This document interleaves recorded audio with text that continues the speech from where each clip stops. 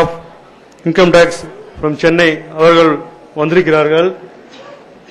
அவர் பார்த்தீங்கன்னா அவருக்கு ஏகப்பட்ட வேலை. இப்ப நேத்தி கூட ஆவணிக்கு வந்திருந்தாங்க. ரொம்ப நல்லா பேசினாங்க. ஆனா பேசிட்டு இருக்கும்போது அவருக்கு போன் உடனே வாங்கன்னு சொல்லி உடனே கிளம்பி போயிட்டாங்க. இப்ப பாத்தீங்கன்னா அவர் காலையில அங்க 5 மணிக்கு சென்னையில இருந்து கிளம்பி இப்ப வந்திருக்காருன்னா உங்களுக்கு நல்ல அறிவுரைகள் கூறணும், நீங்க நல்லா படிக்கணும், ஒரு ஆலங்காயத்துல பூசா பண்றாங்க, அங்க உள்ள ஸ்டூடெண்ட் நல்ல மார்க் எடுக்கணும் அப்படிங்கிற ஒரே நோக்கத்துல தான் வந்திருக்காரு. சார் இப்ப பேசுவதற்கு அழைக்கிறேன்.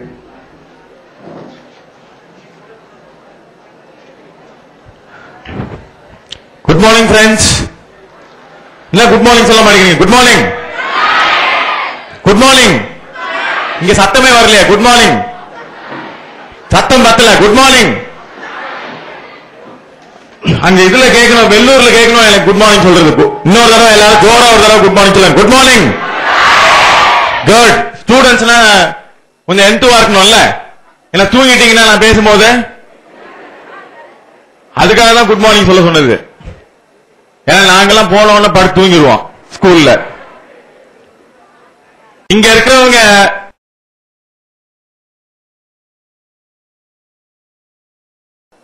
என்ன பண்ணணும்? நல்லா படிக்கணும். அதானே அர்த்தம்? ஆமாவா இல்லையா? ஆமாவா இல்லையா? குட்.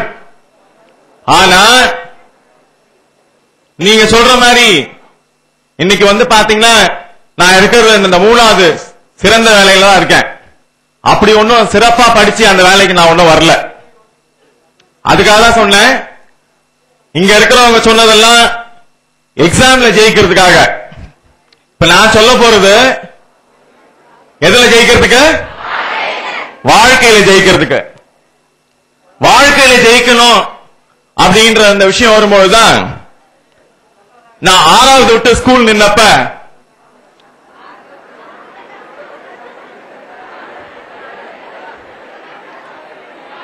எல்லாருக்கும் இப்போ ஒரு சலசலப்பு இருக்குல்ல. 6வது விட்டு ஸ்கூல் நின்றீங்களா? உண்மை அதுதான். 6வதுக்கு அப்புறமா நான் இங்க ஏன் இவ்வளவு தூரம் இந்த ஜெயித்து காட்டுங்கள் ப்ரோக்ராம்ல, இந்த ஸ்கூல் ப்ரோக்ராம்ல ஏன் இவ்வளவு கலந்துக்கிறேன் அப்படின்னா அப்படின்ற அந்த ஏக்கம். நான் சொன்னால இந்த ஸ்கூல் யூனிஃபார்ம் போட முடியலன்றது எனக்கு ஒரு ஏக்கம். ஏன்னா என் கூட படிச்ச எல்லா பசங்களும் எனக்கு முன்னாடி ஸ்கூல் யூனிஃபார்ம் போட்டு இருப்பாங்க. நான் லாட்டரி டிக்கெட் வித்துட்டு இருப்பேன். நான் ஃபர்ஸ்ட் வந்தேன்.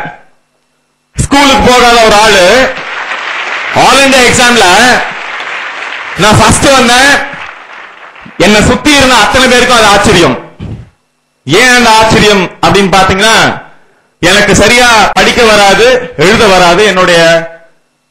என்னுடைய அந்த குறைபாடுனால, ஏன்னா எனக்கு கற்றல் குறைபாடு இருக்கு. எனக்கு சரியா எழுத வராது, சரியா படிக்க வராது. இன்னைக்கு இந்த அளவுக்கு நம்ம படிக்கிறோம் அப்படின்னு எப்ப நாம நினைக்கிறோமோ அப்ப கண்டிப்பா அந்த படிக்கிற அந்த விஷயம் எவ்வளவு ஒரு சிறப்பான ஒரு விஷயமா இருக்கும் அப்படின்றத நீங்க நல்ல நிலைமை வந்ததுக்கு அப்புறமா அதை நினைச்சு பாப்பீங்க. அதான் சொல்ற 3 விஷயம். நல்லா படிக்கணும். அந்த படிக்கிறது நம்மளுக்கு வாழ்க்கையில ஜெயிக்கணும்னா, ஒண்ணு எதுக்காகன்னா ஆசைப்பட்டு படிக்கணும். ஆசை இல்லாம, நான் சொன்ன முன்னாடி ஸ்கூல் போயிட்டு இருந்தப்ப, ரெகுலரா போயிட்டு இருந்தப்ப படிப்பு மேல இருந்த அந்த கசப்பு, அப்பெல்லாம் படிப்புனாலே ஒரு சுமையா இருந்த விஷயம். நான் ஸ்கூல் விட்டு நின்னதுக்கு அப்புறம் அது ரொம்ப ஆர்வமான ஒரு விஷயமா இருந்தது.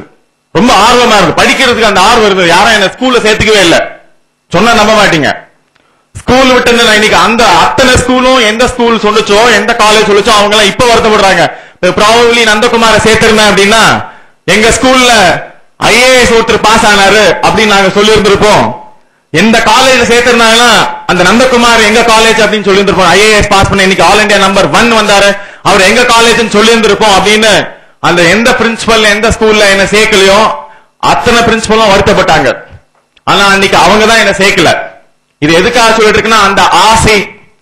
படிக்கிற விஷயத்துல எப்ப நம்மளுக்கு அதிகமா ஆசை வருதோ, ஆசைன்னா சும்மா கடமைக்கு படிக்காம ரொம்ப ஆர்வத்தோட ரொம்ப ஆசையா அதிகமா ஆசைப்படுங்க.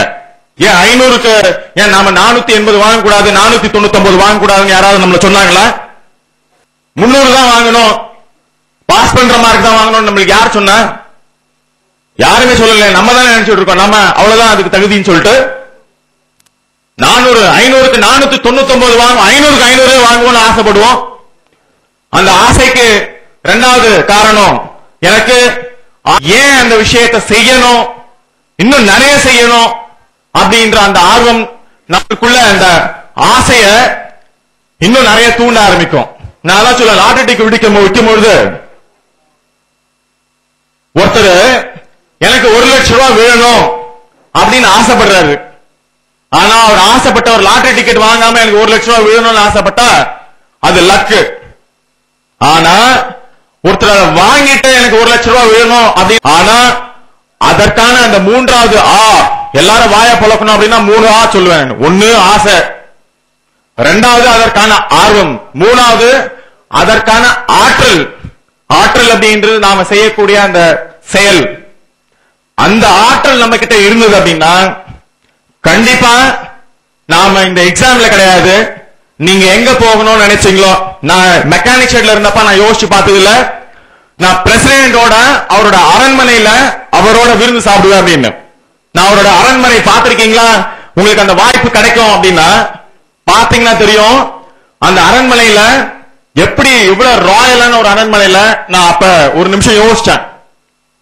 நான் இந்த மெக்கானிக் ஷெட்ல புதுப்பேட்டையில வேலை பார்த்துட்டு இருந்தா அந்த ஆளா நான் அப்படின்னு என்னுடைய உணர்வு.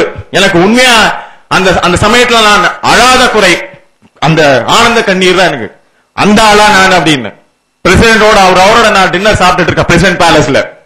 அந்த மாதிரியான ஒரு அந்தஸ்து எனக்கு இன்னைக்கு கிடைக்கிறதுக்கான காரணம் என்ன அப்படின்னா, நான் வேலைக்கு ஆசைப்படல, நல்ல வேலைக்கும் ஆசைப்படல, சிறந்த வேலைக்கு ஆசைப்பட்ட ஒரே காரணம் தான்.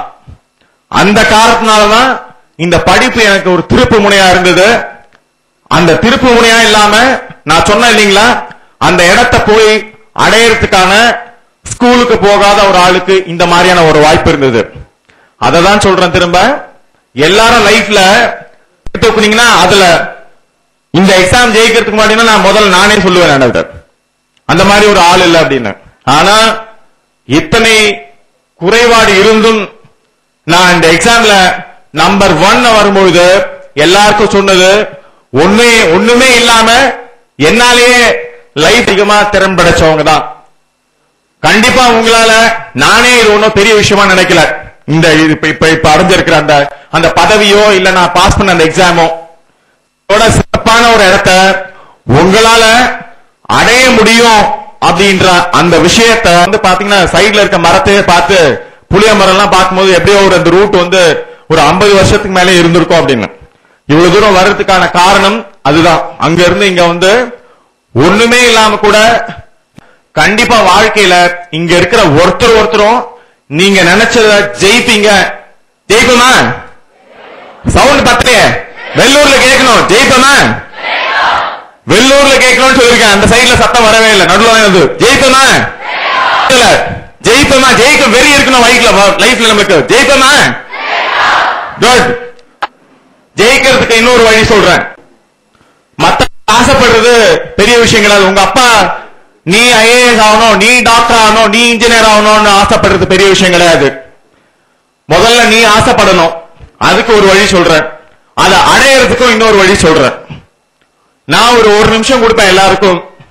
அந்த ஒரு நிமிஷத்துல நீங்க கண்ணை மூடி, ஏன்னா இப்ப இது 10வது இருக்கீங்க, 12வது இருக்கீங்க, 5 வருஷம் போதும் நீங்க ஐஏஎஸ் ஆகுறதோ, டாக்டர் ஆகுறதோ, இன்ஜினியர் ஆகுறதோ, இல்ல பெரிய ஆள் ஆகுறதோ 5 வருடம் சிறப்பான ஒரு காலம்.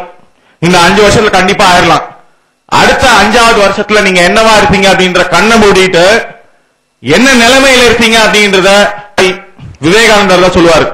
நீ எதுவாக ஆக நினைப்பாயோ நீ அதுவாக ஆவாய். நான் அந்த மாதிரி நினைச்சதுனாலதான் இங்க நின்றுட்டு இருக்கேன். அதுவும் உங்களுக்கு நடக்கும் கண்டிப்பா.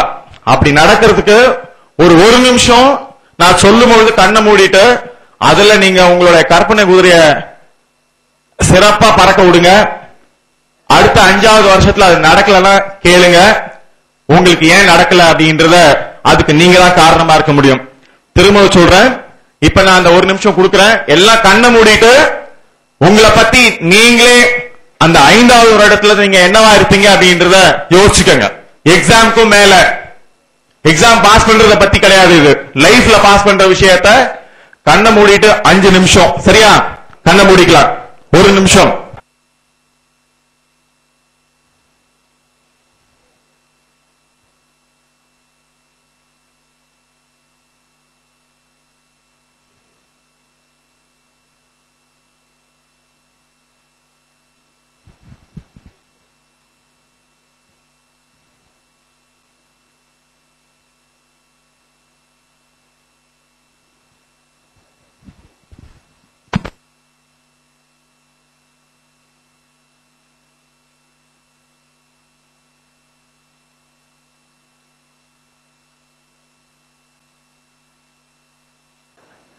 கண்ணை மூடுறது கஷ்டமா தான் இருக்கு. மதிய நேரத்தில் சொன்னா சொல்லணும்னு அவசியம் கிடையாது.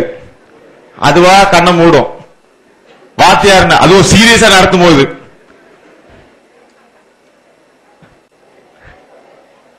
புக்கை எடுத்து வச்சாச்சுன்னா இன்னும் அதுக்கு மேல இருக்கும். அப்பதான் தூக்கம் நல்லா வரும். சரி, இப்ப மறுபடியும் உங்களுக்காக தான் நீங்க சொல்றீங்க வாழ்க்கையில ஜெயிப்பீங்க அப்படின்றத. சரியா? இதுதான் கடைசியா நான் சொல்லிட்டு உங்ககிட்ட இருந்து விடைபெறுறது. ஜெயிப்போமா? இப்படி பண்ணுங்க. ஜெயிப்போமா?